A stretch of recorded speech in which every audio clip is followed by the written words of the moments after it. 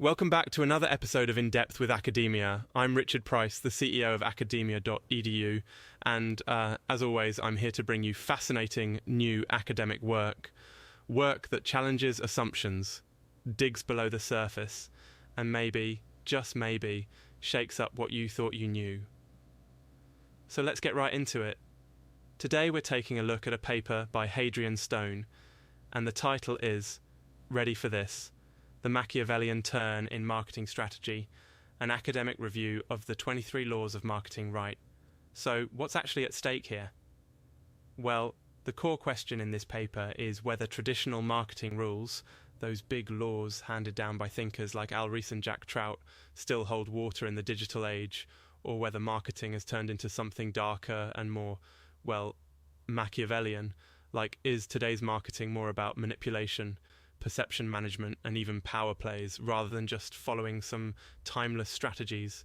Why does this matter? Well, look, if you're a consumer, a marketer, an entrepreneur, or just someone trying to understand the ads and messages flooding your feed every day, this stuff is essential. Are we all just obeying marketing's old commandments, or are there new rules in play? Rules that honestly sound a bit like something out of Game of Thrones, but with more hashtags. So, let's break down what Hadrian Stone actually does in this paper. And just to be clear, I'm not endorsing or criticizing the arguments here. I'm sharing them so you can reflect, question, and maybe have an opinion of your own. Academic research isn't about gospel truth.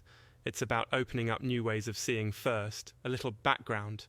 Classic marketing thinkers like Ries and Trout had this idea of immutable laws, like unchanging truths about how to succeed in marketing. For example, there's the law of leadership, being first in a category, or the law of perception, which says that marketing isn't a battle of products, but a battle of perceptions. These were sort of like the 10 commandments for late 20th century marketing, back when billboards reigned supreme and, I don't know, you only had to worry about your TV spot beating out one or two competitors.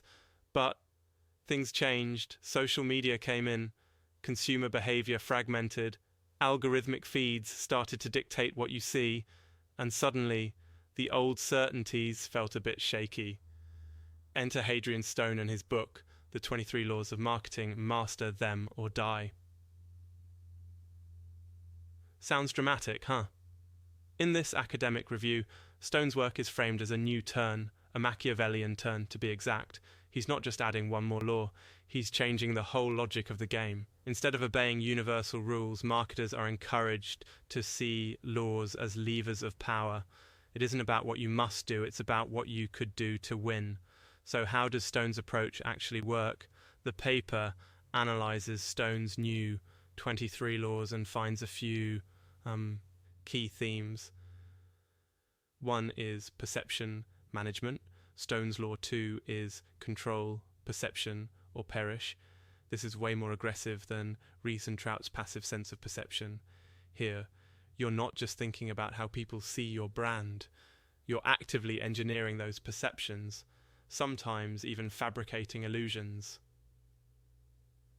There's also Law 7, create enemies to forge loyalty.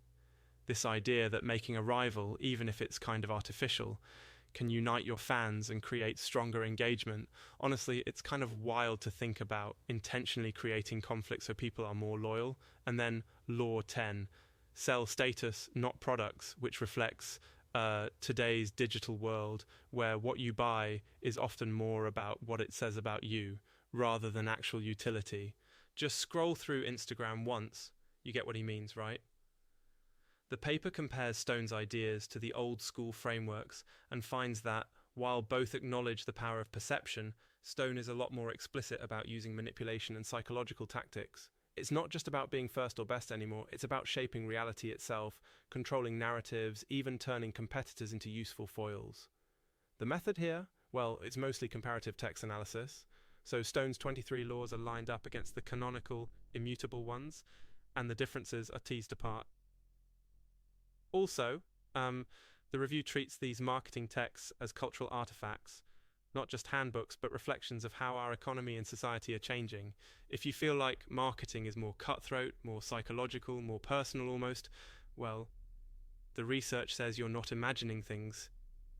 One tangent, actually. Sometimes I wonder, who came up with the first law of marketing anyway? Like, did some medieval merchant say, "Thou shalt always offer 3 loaves for a coin, unless your neighbour says otherwise"? Maybe history is just one marketing scheme after another. All right, all of this, again, is presented for your evaluation, not mine. This paper doesn't claim Stone's approach is absolutely correct or the final word. Instead, it's asking, is marketing best seen as a contest of persuasion or a battle of power, perception and conflict?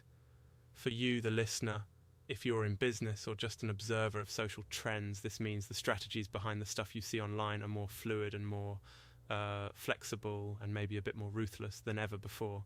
So, to wrap it all up, Stone's Machiavellian marketing doesn't throw out the old rules, but reframes them. Perception, rivalry, status, they're not just outcomes, they're tools. This doesn't mean you should instantly adopt Machiavellian marketing. It means instead to stay aware and critical. Academic work is about considering new ideas, reflecting, and then debating, improving, sometimes discarding. Marketing, like all disciplines, is always evolving, and sometimes the most important law is to keep asking questions. Thanks so much for joining me on In Depth with Academia.